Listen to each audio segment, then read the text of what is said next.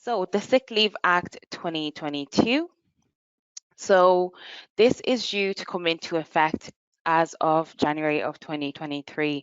I know this was the most anticipated legislation that we were awaiting in 2022, as it was meant to come into effect since January of 2022. But unfortunately, the law was only signed into legislation as of July 2022. And this basically states that the employer will be in charge of paying the employees sick leave as of January 2023. Basically, the employer will have to pay 3 days sick leave to all employees who are out from the first day of the absence as of January of 2023. Then the obligation will rise to 5 days in 2024, and then will go up to 25 days in 2025. 7 days in 2025, and then it will go up to 10 days, or you can say 2 weeks as of 2026.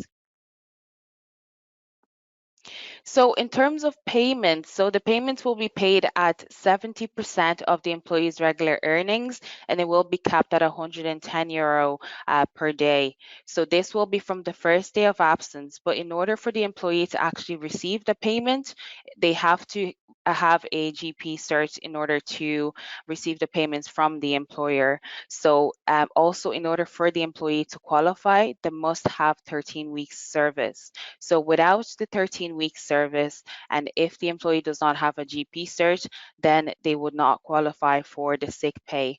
However, one thing that is not mentioned in the Sick Leave Act is whether you can withhold the employee's pay if they do not have the sick cert.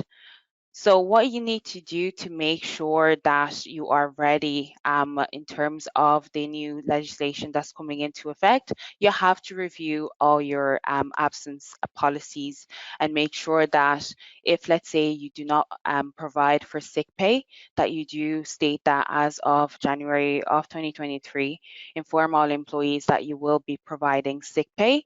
And then if you do provide a sick pay scheme within the company, you will have to amend your policies to state that it will be from the first day of employment, from the first day of the absence, and then also just state that the employees will require a GP cert in order to receive the payments.